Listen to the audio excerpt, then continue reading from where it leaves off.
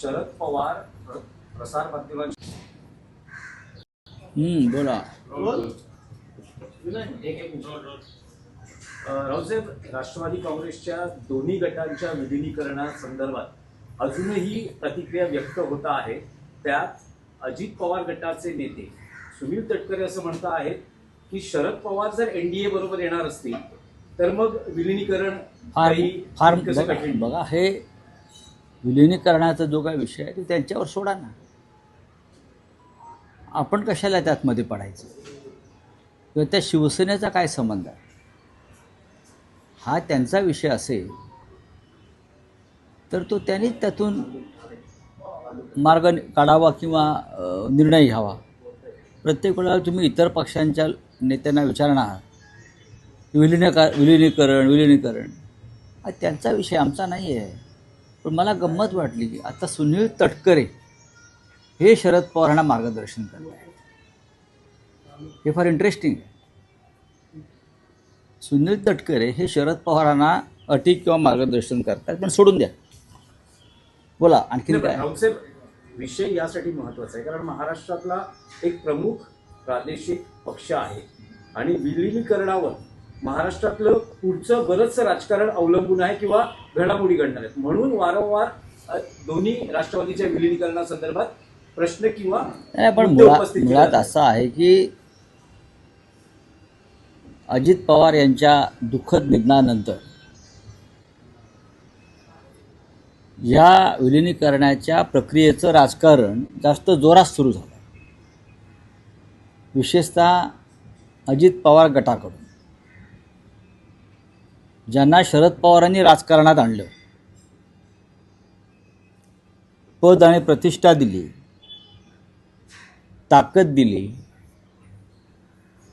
ते आता शरद पवार यांनी काय करावं आणि काय करू नये असे सल्ले देत आहेत. पण हा त्यांचा सर्वस्वी प्रश्न आहेच. आता शरद पवार साहेब आणि अजित पवार गटाच्या नवीन नेत्यांमध्ये काय चर्चा होणार किंवा झाली ह्याच्याविषयी आम्हाला काही घेणं देणं नाही आहे. आमचा विषय इंडिया ब्लॉकशी आहे आणि महाविकास आघाडीशी आहे.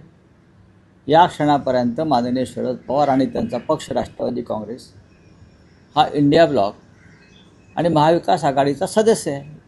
आम्ही आमचा संबंध ह्या विषयापुरताच आहे. आता ते जे काय पतंग उडवले जात आहेत विलिनीकरणाचे, एक गट म्हणतो चर्चा झाली, एक गट म्हणतो चर्चा झाली नाही. विश्वास कोणावर ठेवायचा? काल शरद पवार आणि सुनेत्रा पवार यांची पाऊण तास चर्चा झाली. मग काय त्यांच्या सुनबाई आहेत त्या? असं आहे ना की सुनेत्राताईंनी पती गमावलेला आहे. शरद पवारांनी फक्त पुतण्या नाही तर त्यांचा मुलासारखे असलेले अजित पवारांना गमावलेला आहे. मी पुतण्या असलं तरी. त्याच्यामुळे शरद पवार जर त्यांच्या सुनबाईंच्या घरात म्हणजे अजित पवारांच्या घरी गेले असतील तर त्यात पत्रकारांनी प्रश्न विचारावेत असं काही नाही ना. पण रावसाहेब, शरद पवार प्रसार माध्यमांशी संवाद साधताना एक मुद्दा अधोरेखित करता आहे की विलिनीकरणाची चर्चा अजित पवारांशी आमच्याबरोबर होत होती, मुख्यमंत्री या चर्चेत नव्हते, त्यामुळे त्यांना अधिकार नाही. हे मीही सांगितलेलं आहे की फडणवीसांवरती विश्वास नसेल अजित पवारांचा आणि विलिनीकरणाबाबत काही चर्चा नक्कीच सुरू होती याची आम्हालाही माहिती होती आमच्याकडे. पण त्या चर्चेला त्यांच्या खीळ बसली, त्यांचं राजकारण होतं. त्याच्याशी शिवसेना काँग्रेस पक्षाचा काही संबंध येईल असं मला वाटत नाही. जेव्हा ते निर्णय घेतील दोन पक्ष तेव्हा महाराष्ट्राच्या राजकारणामध्ये काय बदल होतील तेव्हा तो प्रश्न आम्हाला विचारा. पण त्याला अजून वेळ आहे. आणि आता अजित पवार गटाचे लोक ज्या पद्धतीनं आपल्या भूमिका मांडत आहेत तेव्हा मला असं दिसतंय की प्रफुल्ल पटेल असतील, सुनील तटकरे, हसन मुश्रीफ, एकेकाळचे शरद पवारांचे चेले शरद पवार साहेबांना आणि त्यांच्या पक्षाला त्यांच्याबरोबर घ्यायला इच्छुक दिसत नाहीत. कारण अमित शहा आणि मोदींची इच्छा नसावी. पवारांना क्लीन चिट दिल्याचं मुद्दा प्रकरणात समोर येतं. अजित पवारांच्या निधनानंतर ज्या काही घडामोडी घडत आहेत त्यातली आजची एक महत्वाची डेव्हलपमेंट आहे की मुलवा जमीन प्रकरणात पार्थ पवारांना क्लीन चीट आहे. हायकोर्टानं याच्यावरती काही ताशेरे मारले होते. हायकोर्टानं या सगळ्या प्रकरणावरती काही ताशेरे मारले होते आणि ते सहज पुसले जाणार नाहीत. देवेंद्र फडणवीस हे कायद्याचे रक्षक नाही किंवा या महाराष्ट्रात कायदा सगळ्यांसाठी समान नाही, हे साधारण अशा अनेक प्रकरणावरून मला दिसतंय. पार्थ पवार यांनी चौकशीला सामोरं जाऊन क्लीन होऊन बाहेर पडायला पाहिजे, कारण ते आता राजकीय प्रक्रियेमध्ये आलेले आहे, लक्षात घ्या. आणि जेव्हा राजकीय प्रक्रियेच्या मुख्य प्रवाहात एखादा नवीन कार्यकर्ता येतो तेव्हा त्यांनी त्यांच्यावरती असलेले आरोप, संशयाचं बळ बी दूर केलं पाहिजे. नाही, पण या अहवालात असं म्हटलेलं आहे की पार्थ पवार यांचा या व्यवहाराशी काही संबंध दिसत नाही, कारण कुठल्याच कागदपत्रांवर त्यांच्या सह्या नाहीत किंवा त्यांची संमती नाही. याला बेनामी काम करणं म्हणतात. कायदेशीर भाषेमध्ये याला बेनामी व्यवहार म्हणतात, कायदेशीर भाषेमध्ये. पण अर्थात आता सरकार त्यांचं आहे, मुख्यमंत्री त्यांचे आहेत, त्यांचा पक्ष स्वतः देवेंद्र फडणवीस चालवत आहेत. अशा वेळेला महाराष्ट्राची जनता काय करू शकते? काही नाही करू शकते. चला, भाजपने रांजणगावमध्ये 18 कोटी जमीन घोटाळा असलेल्या तत्कालीन महिला सरपंच आणि जेपी सदस्य तिकडल्या लोकांना विचारा. त्यांनी चालू केलेला मुंबई महापालिकेशी संबंधित विषय आहे की महापौर पदाची निवडणूक होते आहे. उपमहापौर पद शिंदे शिवसेनेला मिळणार आहेत, काही समित्यांची पदं मिळणार आहेत. अशा याच्यात जी निवडणूक होते, शिवसेना ही निवडणूक लढवणार आहे का की ही निवडणूक बिनविरोध होईल? बघा, भाजपचा पहिला महापौर होता. भाजपचा महापौर या मुंबई शहरावरती येणं हा मुंबईसाठी आणि 106 हुतात्म्यांसाठी काळा दिवस असेल, विशेषतः मराठी मनासाठी ब्लॅक डे, काळा दिवस असेल. कारण ह्या मुंबईचं अस्तित्व आणि अस्मिता संपवण्याची कामगिरी भाजपने केली आहे. ही मुंबई भविष्यात उद्योगपतींच्या हातामध्ये दिली जाईल पूर्णपणे. भारतीय जनता पक्षाची भूमिका कायम मुंबई स्वतंत्र करावी या विषयाशी संबंधित आहे. महाराष्ट्राच्या अखंडतेविषयी भारतीय जनता पक्षाची वेगळी मत आहे. अशा वेळेला महाराष्ट्राच्या राजधानीवर एकनाथ शिंदे यांच्या मदतीनं भारतीय जनता पक्षाचा महापौर येणं ही महाराष्ट्रासाठी, मराठी माणसासाठी अत्यंत दुःखद असा हा दिवस असेल, काळा दिवस असेल, इतकंच मी आत्ता सांगू शकतो. मराठी माणसांनी प्रचंड ताकद लावली इथे मराठी झेंडा फडकावा म्हणून. पण दुर्दैवानं भाजपबरोबर गेलेल्या गद्दारांमुळे मुंबईचं आणि मराठी माणसाचं प्रचंड नुकसान झालेलं आहे. आणि ते नुकसान करण्याबद्दल बाळासाहेब ठाकरे यांच्या जन्मशताब्दी वर्षात गद्दार गटाला उपमहापौरपद मिळेल असं दिसतंय. नाही, पण राऊतसाहेब, स्पेसिफिक प्रश्न आहे ही निवडणूक बिनविरोध होईल की शिवसेना उद्धव बाळासाहेब ठाकरे पक्ष आपला उमेदवार उभा नाही, करणार? याच्यावरती पक्षात चर्चा होईल. पक्षामध्ये उद्धवजींच्या नेतृत्वाखाली आम्ही सगळे बसू आणि चर्चा करू. आम्ही सगळे प्रमुख लोक दिल्लीला होतो, कालच आलेलो आहोत. आज उद्याकडे त्यावर माननीय उद्धवजीशी आम्ही चर्चा करू. नाही, पण जसा विषय मुंबई महापालिकेचा आहे तसाच चंद्रपूरचाही आहे. मध्यंतरी वडेट्टीवार उद्धव ठाकरेंना भेटून गेले, त्यावेळेस असं म्हणाले की अडीच वर्षाचं महापौरपद शिवसेना माननीय उद्धव साहेबांनी चंद्रपूरच्या बाबतीमध्ये हां. एक निर्णय घेतला आणि तो कालही मी दिल्लीत सांगितला आहे. कोणत्याही परिस्थितीमध्ये शिवसेनेचे जे तिकडले नगरसेवक आहेत ते भारतीय जनता पक्षाबरोबर जाणार नाहीत. एक वेळ विरोधी पक्षात बसू. नाही, पण काँग्रेस हायकमांडनं जो निर्णय दिलेला आहे काँग्रेसच्या बाबतीत, ज्यात वडेट्टीवारांच्या गटाला 2.5 वर्षासाठी आणि धानोरकर गटाला 2.5 वर्षासाठी महापौरपद मिळेल, अशा वेळेस जी शिवसेनेची मागणी आहे 2.5 वर्ष महापौरपद त्यांना मिळावं, तर ती मग मागणी कशी पूर्ण होणार? जर तुम्ही पाठिंबा देणार असाल काँग्रेसला तर पाहू ना, आमच्यावर सोडा ना. हे आमच्यावर सोडा, मीडियावर सोडून चालणार नाही ना. ते चर्चेला तुम्ही जाणार तर का आम्ही जाणार आहोत? आम्ही जाणार, आमचे लोक जातील.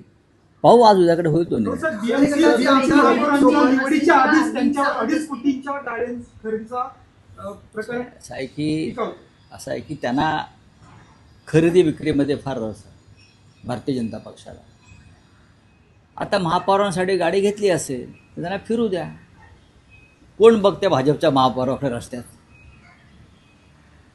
मुंबईमध्ये शिवसेनेच्या महापौरालाच तेज आहे, ताकद आहे. भाजपच्या गाड्या येतात आणि जातात झेंडे फडकवत. नाही, पण या गाडीवर भगवी पट्टी असणार आहे.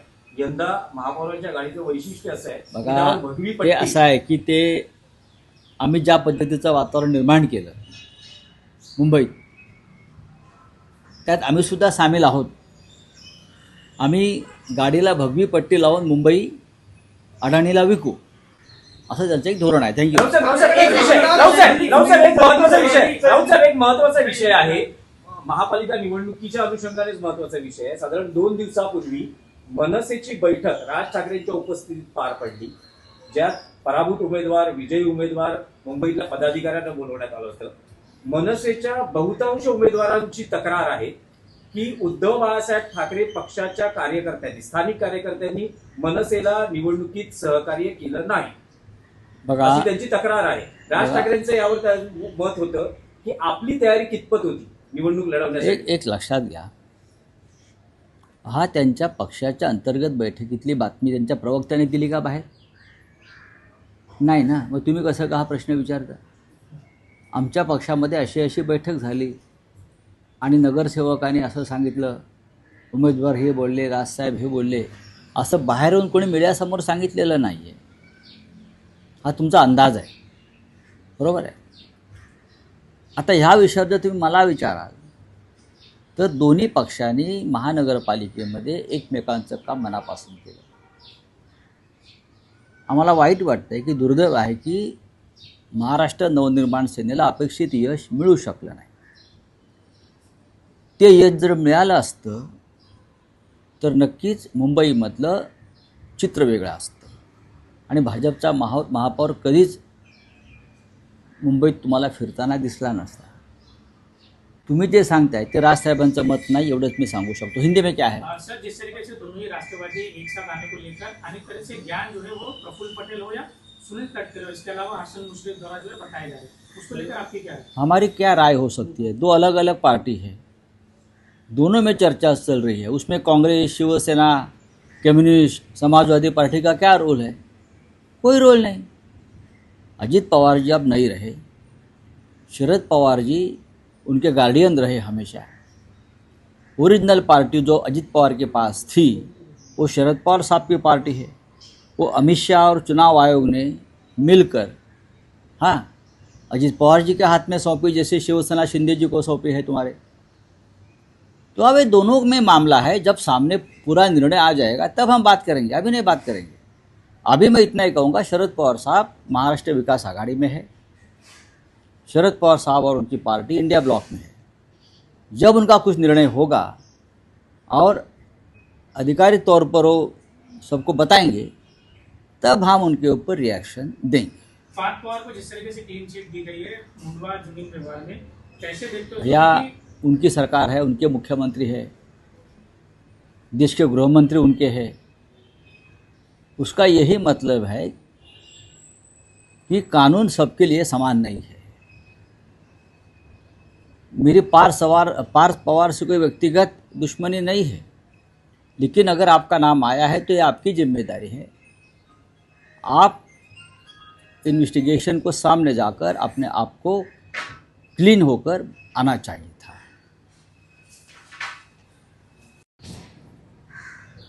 बोला.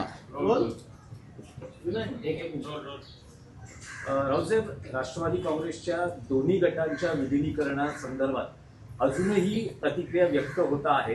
त्यात अजित पवार गटाचे नेते सुनील तटकरे असं म्हणत आहेत की शरद पवार जर एनडीए बरोबर येणार असतील तर मग विलिनीकरण फार कसं कठीण? बघा, हे विलिनीकरणाचा जो काही विषय आहे तो त्यांच्यावर सोडा ना.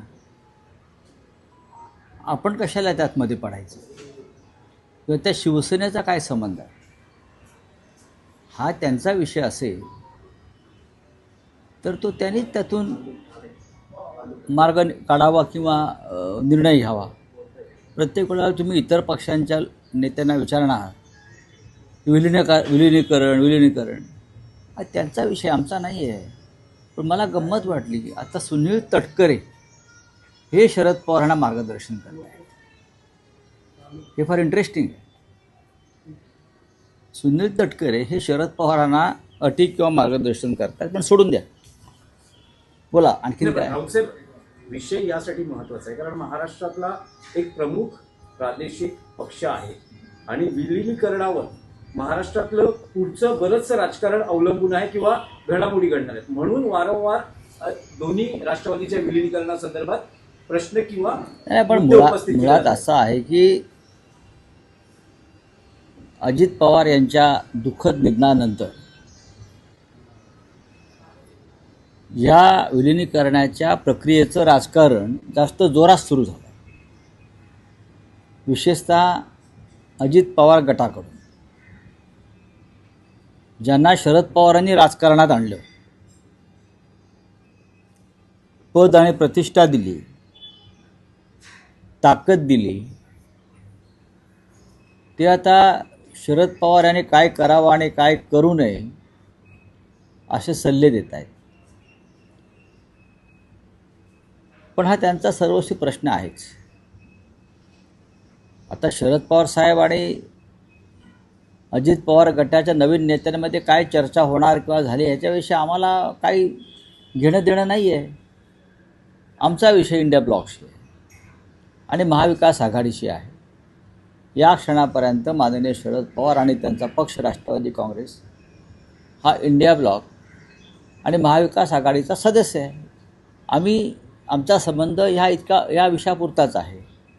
आता ते जे काय पतंग उडवले जात आहेत विलिनीकरणाचे, एक गट म्हणतो चर्चा झाली, एक गट म्हणतो चर्चा झाली नाही.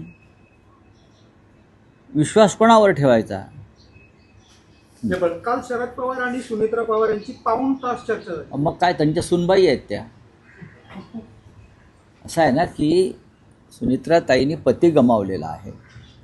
शरद पवारांनी फक्त पुतण्या नाही तर त्यांचा मुलासारखे असलेले अजित पवारांना गमावलेला आहे. मी पुतण्या असलं तरी त्याच्यामुळे शरद पवार जर त्यांच्या सुनबाईंच्या घरात म्हणजे अजित पवारांच्या घरी गेले असतील तर त्यात पत्रकारांनी प्रश्न विचारावेत असं काही नाही ना.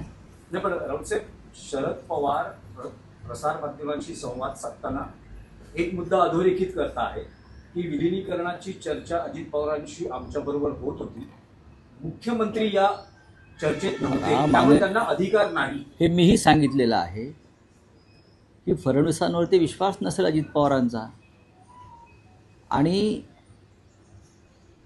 विलिनीकरणाबाबत काही चर्चा नक्कीच सुरू होती याची आम्हालाही माहिती होती आमच्याकडे.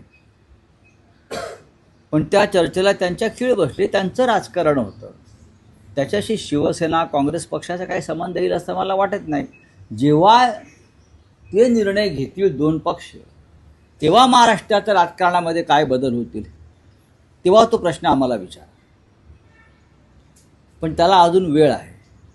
आणि आता अजित पवार गटाचे लोक ज्या पद्धतीनं आपल्या भूमिका मांडत आहेत तेव्हा मला असं दिसतंय की प्रफुल्ल पटेल असतील, सुनील तटकरे, हसन मुश्रीफ, एकेकाळचे शरद पवारांचे चेले शरद पवार साहेबांना आणि त्यांच्या पक्षाला त्यांच्याबरोबर घ्यायला इच्छुक दिसत नाहीत, कारण अमित शहा आणि मोदींची इच्छा नसावी. पाच पवारांना क्लीन चिट दिल्याचं मुद्दा प्रकरणात समोर येतं. त्यांचं नाव निधनानंतर ज्या काही त्यांचं नाव अजित पवारांच्या निधनानंतर ज्या काही घडामोडी घडत आहेत त्यातली आजची एक महत्वाची डेव्हलपमेंट आहे की मुंडवा जमीन प्रकरणात 5 पवारांना क्लीन चिट आहे. हायकोर्टानं याच्यावरती काही ताशेरे मारले होते.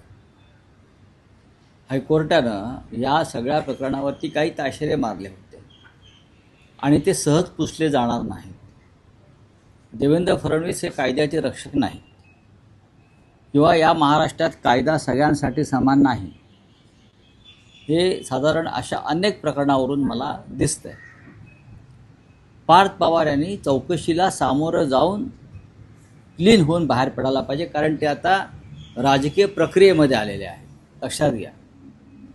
आणि जेव्हा राजकीय प्रक्रियेच्या मुख्य प्रवाहात एखादा नवीन कार्यकर्ता येतो तेव्हा त्याने त्यांच्यावरती असलेले आरोप संशयाचं बळ हे दूर केलं पाहिजे. नाही, पण या अहवालात असं म्हटलेलं आहे की पार्थ पवार यांचा या व्यवहाराशी काही संबंध दिसत नाही, कारण कुठल्याच कागदपत्रांवर त्यांच्या सह्या नाहीत किंवा त्यांची संमती नाही. याला बेनामी काम करणं म्हणतात. कायदेशीर भाषेमध्ये याला बेनामी व्यवहार म्हणतात, कायदेशीर भाषेमध्ये. पण अर्थात आता सरकार त्यांचं आहे, मुख्यमंत्री त्यांचे आहेत, त्यांचा पक्ष स्वतः देवेंद्र फडणवीस चालवत आहेत. अशा वेळेला महाराष्ट्राची जनता काय करू शकते? काही नाही करू शकते. चला, भाजपने रांजणगावमध्ये 18 कोटी जमीन घोटाळा असलेल्या तत्कालीन महिला सरपंच आणि झेडपी सदस्य आपले तिकडल्या लोकांना नाही, विचारा.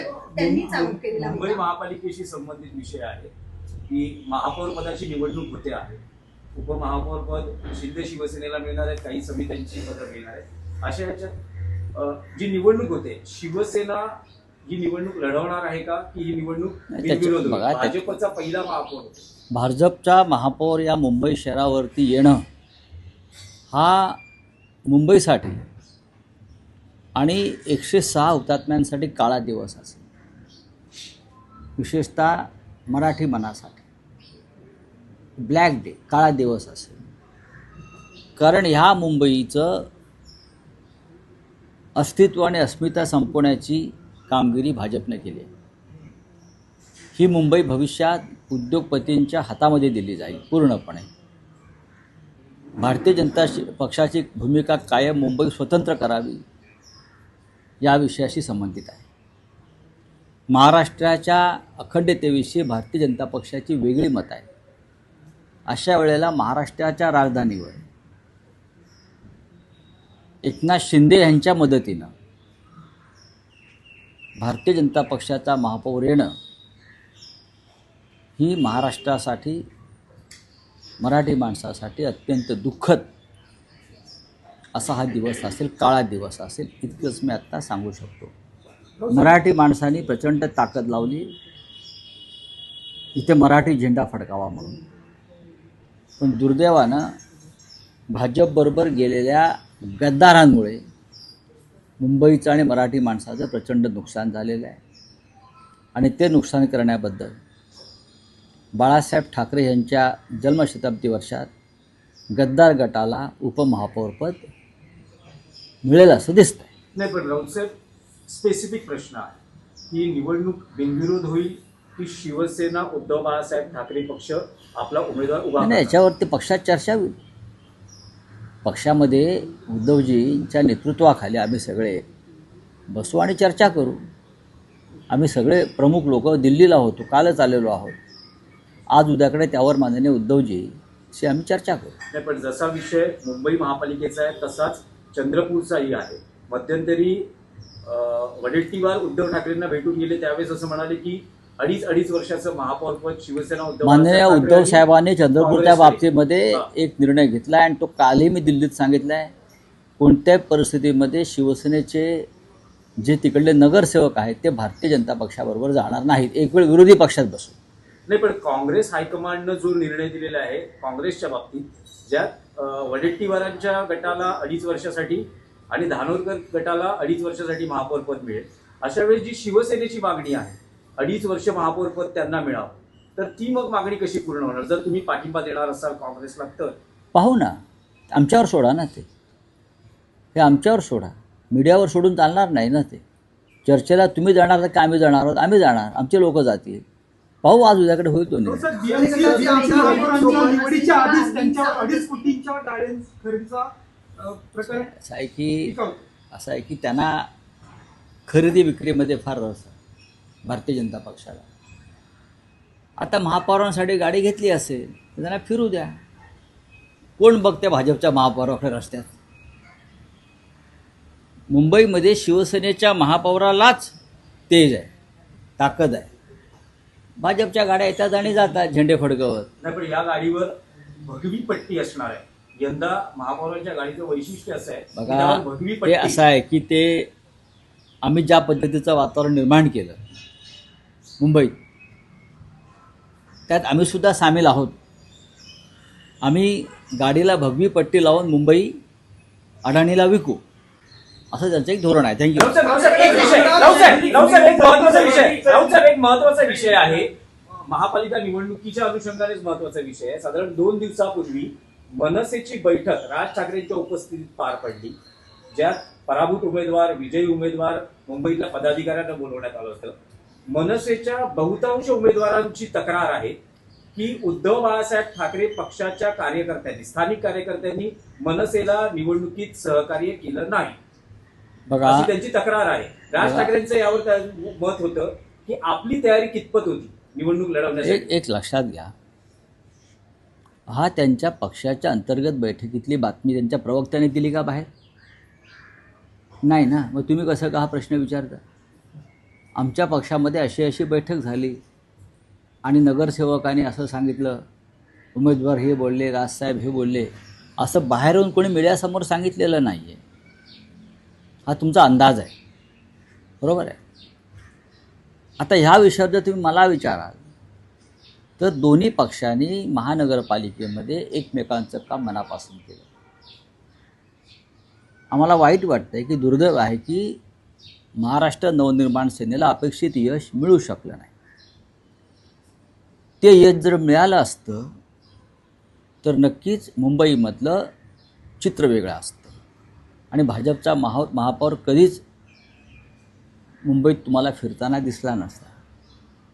तुम्ही जे सांगताय ते राजसाहेबांचं मत नाही, एवढंच मी सांगू शकतो. हिंदी में क्या है? सर, जिस तरीके से दोनों ही राष्ट्रवादी एक साथ आने को लेकर अनेक तरह से ज्ञान जो है वो प्रफुल्ल पटेल हो या सुनील तटकरे हो, इसके अलावा हसन मुश्रीफ द्वारा जो है बताए जा रहे हैं, उसको लेकर आपकी क्या है? हमारी क्या राय हो सकती है? 2 अलग अलग पार्टी है, दोनों में चर्चा चल रही है. उसमें कांग्रेस, शिवसेना, कम्युनिस्ट, समाजवादी पार्टी का क्या रोल है? कोई रोल नहीं. अजीत पवार जी अब नहीं रहे, शरद पवार जी उनके गार्डियन रहे हमेशा. ओरिजिनल पार्टी जो अजीत पवार के पास थी वो शरद पवार साहब की पार्टी है. वो अमित शाह और चुनाव आयोग ने मिलकर अजीत पवार जी के हाथ में सौंपी, जैसे शिवसेना शिंदे जी को सौंपी है तुम्हारे. तो अब ये दोनों में मामला है. जब सामने पूरा निर्णय आ जाएगा तब हम बात करेंगे, अभी नहीं बात करेंगे. अभी मैं इतना ही कहूँगा, शरद पवार साहब महाराष्ट्र विकास आघाड़ी में है, शरद पवार साहब और उनकी पार्टी इंडिया ब्लॉक में है. जब उनका कुछ निर्णय होगा और आधिकारिक तौर पर वो सबको बताएंगे तब हम उनके ऊपर रिएक्शन देंगे. फात पवार को जिस तरीके से क्लीन चिट दी गई है मुंडवा जमीन विवाद में, कैसे देखते हो? भैया, उनकी सरकार है, उनके मुख्यमंत्री है, देश के गृहमंत्री उनके हैं. उसका यही मतलब है कि कानून सबके लिए समान नहीं है. मेरी पार्थ पवार से कोई व्यक्तिगत दुश्मनी नहीं है, लेकिन अगर आपका नाम आया है तो ये आपकी जिम्मेदारी है. आप इन्वेस्टिगेशन को सामने जाकर अपने आप को क्लीन होकर आना चाहिए था.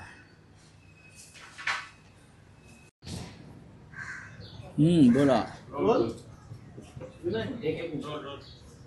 रावसाहेब, राष्ट्रवादी काँग्रेसच्या दोन्ही गटांच्या विलिनीकरणासंदर्भात अजूनही प्रतिक्रिया व्यक्त होत आहे. त्यात अजित पवार गटाचे नेते सुनील तटकरे असं म्हणत आहेत की शरद पवार जर एनडीए बरोबर येणार असतील तर मग विलिनीकरण फार बघा, हे विलिनीकरणाचा जो काही विषय आहे तो त्यांच्यावर सोडा ना. आपण कशाला त्यातमध्ये पडायचं? किंवा त्या शिवसेनेचा काय संबंध आहे? हा त्यांचा विषय असेल तर तो त्यांनीच त्यातून मार्ग काढावा किंवा निर्णय घ्यावा. प्रत्येक वेळेला तुम्ही इतर पक्षांच्या नेत्यांना विचारणार विलिनीकरण हा त्यांचा विषय, आमचा नाही आहे. पण मला गंमत वाटली की आता सुनील तटकरे हे शरद पवारांना मार्गदर्शन करत आहेत. हे फार इंटरेस्टिंग आहे. सुनील तटकरे हे शरद पवारांना अटी किंवा मार्गदर्शन करतात. पण सोडून द्या, बोला आणखी काय. रावसाहेब, विषय यासाठी महत्वाचा आहे कारण महाराष्ट्रातला एक प्रमुख प्रादेशिक पक्ष आहे आणि विलिनीकरणावर महाराष्ट्रातलं पुढचं बरंचसं राजकारण अवलंबून आहे किंवा घडामोडी घडणार आहेत. म्हणून वारंवार दोन्ही राष्ट्रवादीच्या विलिनीकरणासंदर्भात प्रश्न किंवा पण मुळात असं आहे की अजित पवार यांच्या दुःखद निधनानंतर या विलिनीकरणाच्या प्रक्रियेचं राजकारण जास्त जोरात सुरू झालं, विशेषतः अजित पवार गटाकडून, ज्यांना शरद पवारांनी राजकारणात आणलं, पद आणि प्रतिष्ठा दिली, ताकद दिली, ते आता शरद पवार यांनी काय करावं आणि काय करू नये असे सल्ले देत आहेत. पण हा त्यांचा सर्वस्वी प्रश्न आहेच. आता शरद पवार साहेब आणि अजित पवार गटाच्या नवीन नेत्यांमध्ये काय चर्चा होणार किंवा झाली ह्याच्याविषयी आम्हाला काही घेणं देणं नाही आहे. आमचा विषय इंडिया ब्लॉकशी आहे आणि महाविकास आघाडीशी आहे. या क्षणापर्यंत माननीय शरद पवार आणि त्यांचा पक्ष राष्ट्रवादी काँग्रेस हा इंडिया ब्लॉक आणि महाविकास आघाडीचा सदस्य आहे. आम्ही आमचा संबंध या विषयापुरताच आहे.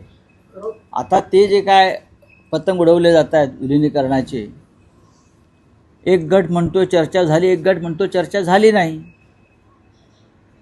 विश्वास कोणावर ठेवायचा? काल शरद पवार आणि सुनेत्रा पवार यांची पाऊण तास चर्चा झाली. मग काय त्यांच्या सुनबाई आहेत त्या? असं आहे ना की सुनित्राताईंनी पती गमावलेला आहे.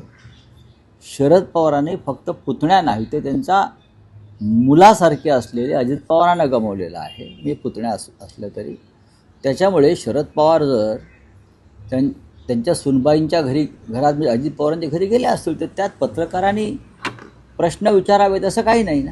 नाही, पण राऊतसाहेब, शरद पवार प्रसारमाध्यमांशी संवाद साधताना एक मुद्दा अधोरेखित करता आहे की विलिनीकरणाची चर्चा अजित पवारांशी आमच्याबरोबर होत होती, मुख्यमंत्री या चर्चेत नव्हते, त्यामुळे त्यांना अधिकार नाही. हे मीही सांगितलेलं आहे की फडणवीसांवरती विश्वास नसेल अजित पवारांचा आणि विलिनीकरणाबाबत काही चर्चा नक्कीच सुरू होती याची आम्हालाही माहिती होती आमच्याकडे. पण त्या चर्चेला त्यांच्या खीळ बसली, त्यांचं राजकारण होतं. त्याच्याशी शिवसेना काँग्रेस पक्षाचा काही संबंध येईल असं मला वाटत नाही. जेव्हा ते निर्णय घेतील दोन पक्ष, तेव्हा महाराष्ट्राच्या राजकारणामध्ये काय बदल होतील तेव्हा तो प्रश्न आम्हाला विचारा. पण त्याला अजून वेळ आहे. आणि आता अजित पवार गटाचे लोक ज्या पद्धतीनं आपल्या भूमिका मांडत आहेत तेव्हा मला असं दिसतंय की प्रफुल्ल पटेल असतील, सुनील तटकरे, हसन मुश्रीफ, एकेकाळचे शरद पवारांचे चेले शरद पवार साहेबांना आणि त्यांच्या पक्षाला त्यांच्याबरोबर घ्यायला इच्छुक दिसत नाहीत, कारण अमित शहा आणि मोदींची इच्छा नसावी. पाच पवारांना क्लीन चिट दिल्याचं मुद्दा प्रकरणात समोर येतं. त्यांचं नाव निधनानंतर ज्या काही त्यांचं नाव अजित पवारांच्या निधनानंतर ज्या काही घडामोडी घडत आहेत त्यातली आजची एक महत्वाची डेव्हलपमेंट आहे की मुलवा जमीन प्रकरणात पाच पवारांना क्लीन चिट आहे. हायकोर्टानं याच्यावरती काही ताशेरे मारले होते. हायकोर्टानं या सगळ्या प्रकरणावरती काही ताशेरे मारले होते आणि ते सहज पुसले जाणार नाही. देवेंद्र फडणवीस हे कायद्याचे रक्षक नाही किंवा या महाराष्ट्रात कायदा सगळ्यांसाठी समान नाही, हे साधारण अशा अनेक प्रकरणावरून मला दिसतंय. पार्थ पवार यांनी चौकशीला सामोरं जाऊन क्लीन होऊन बाहेर पडायला पाहिजे, कारण ते आता राजकीय प्रक्रियेमध्ये आलेले आहेत, लक्षात घ्या. आणि जेव्हा राजकीय प्रक्रियेच्या मुख्य प्रवाहात एखादा नवीन कार्यकर्ता येतो तेव्हा त्यांनी त्यांच्यावरती असलेले आरोप, संशयाचं बळ बी दूर केलं पाहिजे. नाही, पण या अहवालात असं म्हटलेलं आहे की पार्थ पवार यांचा या व्यवहाराशी काही संबंध दिसत नाही, कारण कुठल्याच कागदपत्रांवर त्यांच्या सह्या नाहीत किंवा त्यांची संमती नाही. याला बेनामी काम करणं म्हणतात. कायदेशीर भाषेमध्ये याला बेनामी व्यवहार म्हणतात, कायदेशीर भाषेमध्ये. पण अर्थात आता सरकार त्यांचं आहे, मुख्यमंत्री त्यांचे आहेत, त्यांचा पक्ष स्वतः देवेंद्र फडणवीस चालवत आहेत. अशा वेळेला महाराष्ट्राची जनता काय करू शकते? काही नाही करू शकते. चला, भाजपने रांजणगावमध्ये 18 कोटी जमीन घोटाळा असलेल्या तत्कालीन महिला सरपंच आणि ZP सदस्य तिकडल्या लोकांना विचारा. राऊतसाहेब, त्यांनीच आरोप केलेला मुंबई होता. महापालिकेशी संबंधित विषय आहे की महापौर पदाची निवडणूक होते आहे. उपमहापौर पद शिंदे शिवसेनेला मिळणार आहे, काही समित्यांची पदं मिळणार आहेत. अशा याच्यात जी निवडणूक होते, शिवसेना ही निवडणूक लढवणार आहे का की ही निवडणूक नाही, बिनविरोध होईल? बघा, भाजपचा पहिला महापौर होता. भाजपचा महापौर या मुंबई शहरावरती येणं हा मुंबईसाठी आणि 106 हुतात्म्यांसाठी काळा दिवस असेल, विशेषतः मराठी मनासाठी ब्लॅक डे, काळा दिवस असेल. कारण ह्या मुंबईचं अस्तित्व आणि अस्मिता संपवण्याची कामगिरी भाजपने केली आहे. ही मुंबई भविष्यात उद्योगपतींच्या हातामध्ये दिली जाईल पूर्णपणे. भारतीय जनता पक्षाची भूमिका कायम मुंबई स्वतंत्र करावी या विषयाशी संबंधित आहे. महाराष्ट्राच्या अखंडतेविषयी भारतीय जनता पक्षाची वेगळी मत आहे. अशा वेळेला महाराष्ट्राच्या राजधानीवर एकनाथ शिंदे यांच्या मदतीनं भारतीय जनता पक्षाचा महापौर येणं ही महाराष्ट्रासाठी, मराठी माणसासाठी अत्यंत दुःखद असा हा दिवस असेल, काळा दिवस असेल, इतकंच मी आत्ता सांगू शकतो.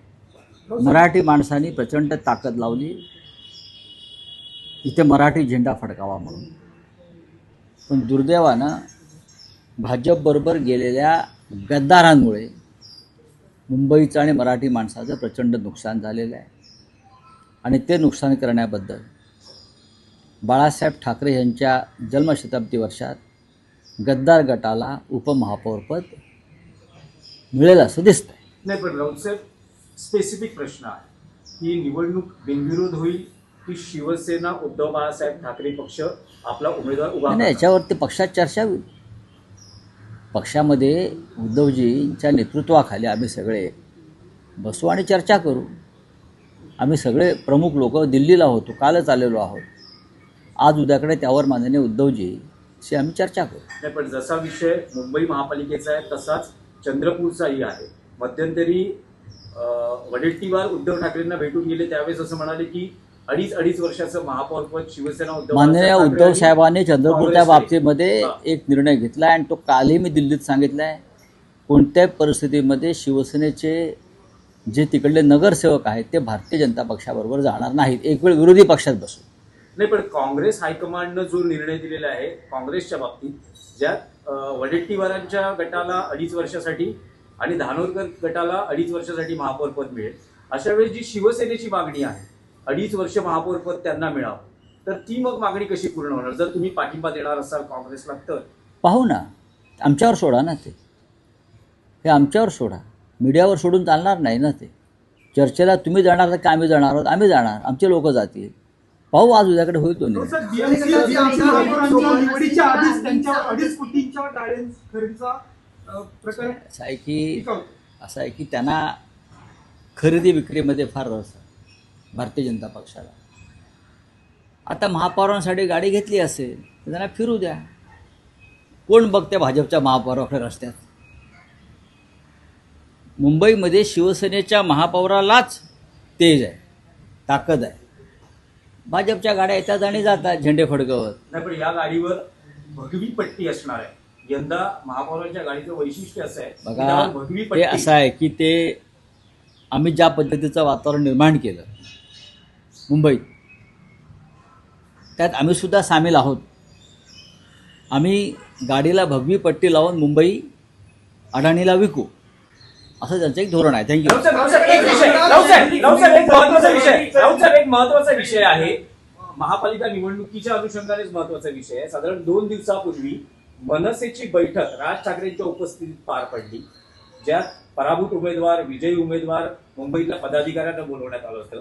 मनसेच्या बहुतांश उमेदवारांची तक्रार आहे की उद्धव बाळासाहेब ठाकरे पक्षाच्या कार्यकर्त्यांनी, स्थानिक कार्यकर्त्यांनी मनसेला निवडणुकीत सहकार्य केलं नाही, बघा, अशी त्यांची तक्रार आहे. राज ठाकरेंचं यावर मत होतं की आपली तयारी कितपत होती निवडणूक लढवण्यासाठी. एक लक्षात घ्या, हा त्यांच्या पक्षाच्या अंतर्गत बैठकीतली बातमी त्यांच्या प्रवक्त्याने दिली का बाहेर? नाही ना. मग तुम्ही कसं का हा प्रश्न विचारता? आमच्या पक्षामध्ये अशी अशी बैठक झाली आणि नगरसेवकांनी असं सांगितलं, उमेदवार हे बोलले, राजसाहेब हे बोलले, असं बाहेरून कोणी मीडियासमोर सांगितलेलं नाही आहे. हा तुमचा अंदाज आहे, बरोबर आहे. आता ह्या विषयावर जर तुम्ही मला विचाराल तर दोन्ही पक्षांनी महानगरपालिकेमध्ये एकमेकांचं काम मनापासून केलं. आम्हाला वाईट वाटतं आहे की दुर्दैव आहे की महाराष्ट्र नवनिर्माण सेनेला अपेक्षित यश मिळू शकलं नाही.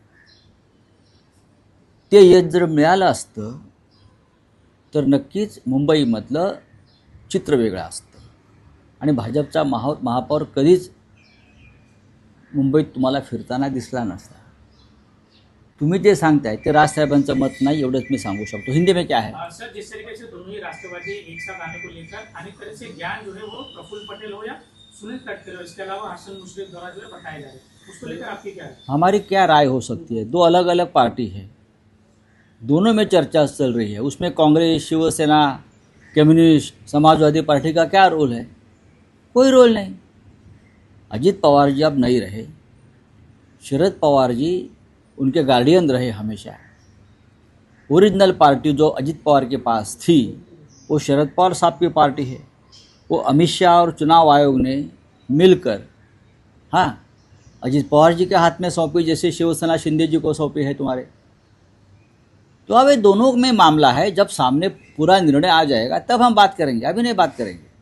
अभी मैं इतना ही कहूँगा, शरद पवार साहब महाराष्ट्र विकास आघाड़ी में है. शरद पवार साहब और उनकी पार्टी इंडिया ब्लॉक में है. जब उनका कुछ निर्णय होगा और आधिकारिक तौर पर वो सबको बताएंगे तब हम उनके ऊपर रिएक्शन देंगे. फात पवार को जिस तरीके से क्लीन चिट दी गई है मुंडवा जमीन व्यवहार में, कैसे देखते हो? भैया, उनकी सरकार है, उनके मुख्यमंत्री है, देश के गृह मंत्री उनके हैं. उसका यही मतलब है कि कानून सबके लिए समान नहीं है. मेरी पार्थ पवार से कोई व्यक्तिगत दुश्मनी नहीं है, लेकिन अगर आपका नाम आया है तो ये आपकी जिम्मेदारी है. आप इन्वेस्टिगेशन को सामने जाकर अपने आप को क्लीन होकर आना चाहिए.